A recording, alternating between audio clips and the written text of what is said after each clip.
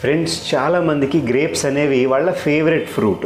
మనకే కాదు, చాలా పురుగులకు కూడా గ్రేప్స్ అనేవి ఫేవరెట్ ఫ్రూట్. అందుకని ఈ గ్రేప్ ఫార్మింగ్లోని ఎన్నో రకాలైన కెమికల్స్ని వాడుతూ ఉంటారు ఆ గ్రేప్స్ పాడవకుండా ఉండడానికి.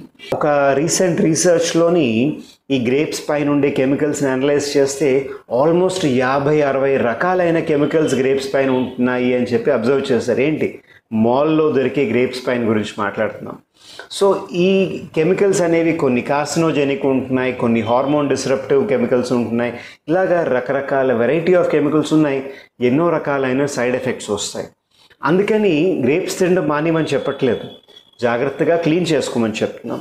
దీన్ని క్లీన్ చేయడానికి ఒక సైంటిఫిక్ పద్ధతి అనేది ఉన్నది. బికాజ్ మెజారిటీ కెమికల్స్ ఏవైతే ఉంటాయో అవి ఎసిడిక్గా ఉండడం వల్ల దాన్ని బ్రేక్ చేయడానికి, ఆ గ్రేప్ సర్ఫేస్ పైన ఉండే ఆ ఎసిడిక్ బాండ్ని బ్రేక్ చేయడానికి మనం ఒక ఆల్కలైన్ అనేది వేయాలి. ఆల్కలైన్ అంటే ఏం అక్కర్లేదండి, వెరీ సింపుల్. కొంచెం తినే సోడా ఉంటుందా, బేకింగ్ సోడా, అది అండ్ కొంచెం సాల్ట్, మీ ఇంట్లో దొరికే ఉప్పు ఏదైతే ఉంటుందో అది కొంచెం దాంట్లోకి వేయండి. వాటర్లోకి జాగ్రత్తగా రబ్ చేసి క్లీన్ చేయండి. ఓ 5 మినిట్స్ తర్వాత ఆ వాటర్ని వడగట్టేసి బయటికి పంపేసేయండి. కొంచెం వాష్ చేసి మళ్ళీ వాటర్లో నానపెట్టండి. అండ్ ఈసారి మనం ఈ గ్రేప్స్ పైన ఓన్లీ కెమికల్స్ మాత్రమే కాదండి, చాలా రకాలైన బ్యాక్టీరియా కూడా ఉంటాయి. ఆ బ్యాక్టీరియాని కిల్ చేయడానికి ఒక ఎసిడిక్ మీడియం అనేది ఎప్పుడైనా చాలా ఉపయోగపడుతుంది. అందుకని వాటర్లో నానపెట్టి దానిపైన కొంచెం వెనిగర్ ఏదైతే ఉంటుందో, వెనిగర్ అంటే ఎసిటిక్ యాసిడ్, అది వేసినప్పుడు మళ్ళీ ఒక 5 మినిట్స్ అలా జాగ్రత్తగా ఉంచి కొంచెం దాన్ని బాగా కొంచెం రబ్ చేసి మళ్ళీ ఆ వాటర్ పంపేసేయండి. ఇప్పుడు రన్నింగ్ వాటర్ కిందన ఆ గ్రేప్స్ని పెట్టి క్లీన్ చేసేయండి. ఆ వాటర్ని అంతా క్లీన్ చేసేసిన తర్వాత మీరు చూస్తే ప్లెయిన్గా వాటర్లో క్లీన్ చేసినప్పుడు ఈ బౌల్లో ఎలా ఉందో చూసారా వాటర్.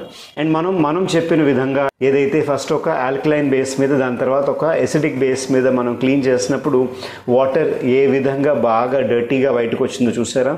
ఈ మైల్ అంతా గ్రేప్స్ పైన ఉన్నది. మనం వాటిని ఈ విధంగా క్లీన్ చేయకపోతే ఈ మైల్ అంతా మన కడుపులోకి వెళ్తుంది. ఒక్క విషయం మాత్రం గుర్తుపెట్టుకోండి, గ్రేప్స్ని ఏ రోజుకి ఆ రోజు క్లీన్ చేసుకోండి. మార్కెట్లోంచి ఈరోజు కొని మొత్తం 1 కేజీ 2 కేజీ గ్రేప్స్ అంతా నేను ఈ విధంగా క్లీన్ చేసేసుకుని పెట్టుకుంటాను అంటే జనరల్లీ గ్రేప్స్ పాడైపోతాయి. ఈరోజు ఎంత కన్జ్యూమ్ చేస్తారో అంత మేరకు మాత్రమే క్లీన్ చేసుకుని అప్పుడు మీరు వాటిని కన్జ్యూమ్ చేస్తారు అని అంటే ఆ గ్రేప్స్ కూడా పాడవు, మీ ఆరోగ్యం కూడా జాగ్రత్తగా ఉంటుంది. ఈ టాపిక్ పైన ఏమైనా డౌట్ ఉన్నది అని అంటే కిందన కమెంట్ చేయండి. నా పేరు డాక్టర్ సురేష్ సౌమ్యాజుల. సర్వే జన సుఖినో భవంతు.